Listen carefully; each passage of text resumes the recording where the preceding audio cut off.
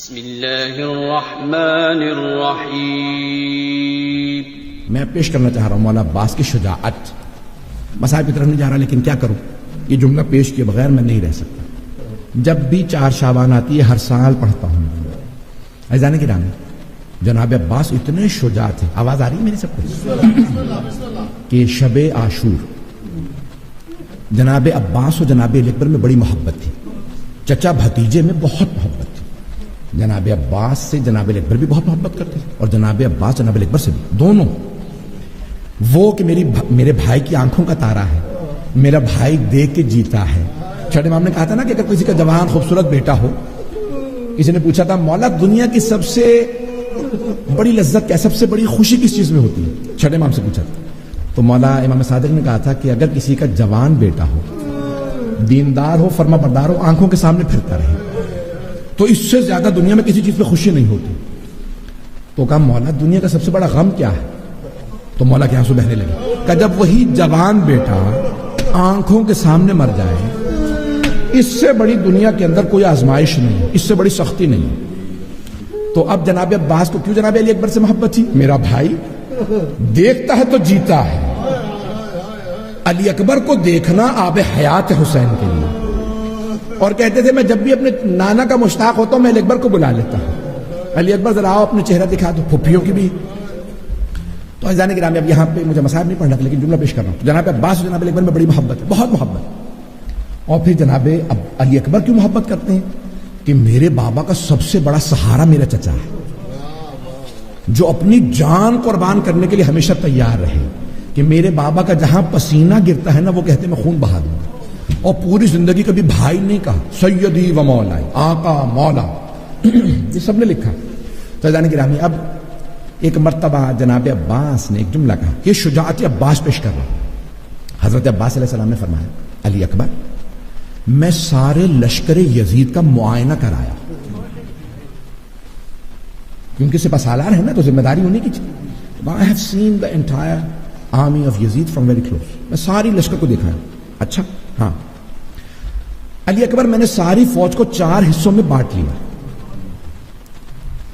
ایک حصے سے سارے اصحاب و انصار اور جوانان بنی ہاشم لڑیں گے. ایک فوج کے حصے سے علی اکبر آپ جنگ کیجئے گا اور آدھی فوج سے میں لڑوں گا.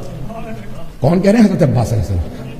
پھر فرماتے ہیں علی اکبر وہ جو میرے حصے میں آدھی فوج آئے گی نا میں جلدی سے انہیں قتل کر کے آپ کی مدد کے لیے آ جاؤں گا. پھر اس کے بعد وہ جو آپ کے مقابلے میں ہے نا ہم دونوں مل کے انہیں ماریں گے. علی اکبر پھر ہم جا کے انصاروں آوان کی امام حسین کے جو انصار ہیں نا ان کی مدد کریں گے. علی اکبر کل ہم مولا حسین کو زحمت نہیں دیں گے، مولا بالکل بھی جنگ نہ کرے. مولا کی داڑھی سفید ہونا شروع ہو گئی ہے. علی اکبر مولا پیاسے بھی ہیں، انہیں مدینہ بھی یاد آ رہا ہے. علی اکبر ہم مولا کو زحمت نہیں دیں گے. لیکن کیسے حسین؟ جب پہلا لاشا گرا نا جناب عباس جانے لگے. کہا عباس رک جاؤ، انہوں نے مجھ پہ جان دی، لاشیں میں خود اٹھاؤں گا.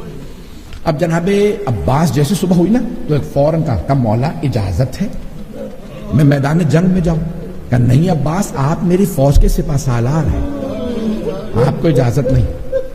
اتنے میں پہلا حملہ ہوا، اس میں بہت سے انصار مارے گئے. جب جناب عباس نے دیکھا کہ بڑے بڑے جلیل القدر اصحاب کے لاشیں گر رہے ہیں، کہا مولا اجازت ہے میں چلا جاؤں؟ کہا نہیں عباس آپ میری فوج کے سپہ سالار ہیں، اگر آپ چلے گئے تو میری فوج متفرق ہو جائے گی، کوئی انہیں چلانے والا نہیں ہوگا. تیسرا جب حملہ ہوا نا اور اس میں جناب حبیب کا لاشا آیا، جناب مسلم نے اسجا کا لاشا، جناب سعید.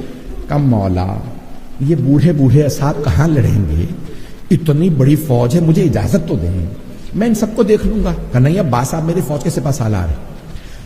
اب ایک مرتبہ جناب اون و محمد کے لاشیں آئے اور پھر جناب قاسم و عبداللہ کے لاشیں آئے.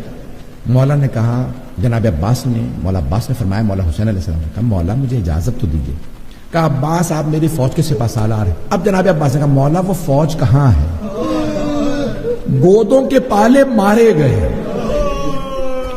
کوئی تو نہیں رہا، مولا اجازت دیجیے. کہ نہیں عباس. تو حضرت عباس علیہ السلام کی شجاعت، حضرت عباس کی وفا. اب بس بھائی میں نے تمام کر دیا، میں مصاحب نہیں پڑھنا چاہتا. تو اب جناب عباس جب چلے گئے نا تو کب اجازت ملی جب جناب سکینہ نے کہا پانی لا دے سب کے ذہنوں میں. تو اب سب کے سب جنگ کرنے گئے تھے, مولا عباس کو پانی لانے کی ذمہ داری دی گئی. تو کیا کیا, مشکیزہ کاندھے پہ لیا اور جانے لگے. کہا عباس آپ ایسی سفارش لائیں, جائیں ایک مرتبہ ذرا زینب سے مل لیجیے گا. جناب زینب نے بھائی کو دیکھا, آنسو بہنے لگے. میں مکالمہ پیش نہیں کر رہا. جناب عباس گئے, بہت آپ نے 4000 تیر انداز تھے جنہوں نے راستہ روکا. نیزہ باز الگ تھے, تلوار والے الگ تھے, 4000 صرف تیر انداز تھے.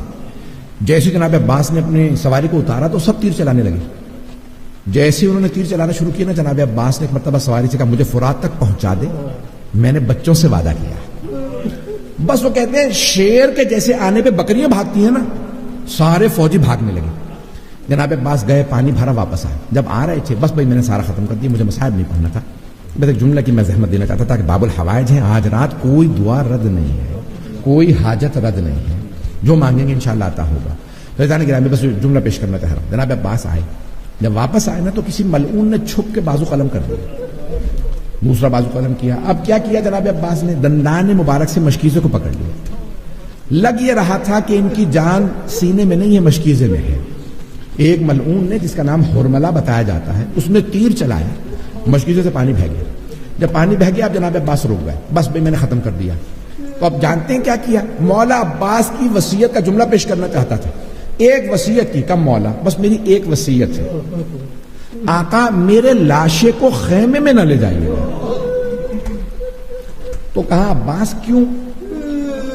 کہا مولا مجھے سکینہ سے بہت شرم آئے گی, میں پانی کا وعدہ کر کے آیا تھا, میرا لاشا تڑپے گا. جب بچی کہے گی چچا کہاں ہے, پانی کہاں ہے, میری غیرت برداشت نہیں کرتی.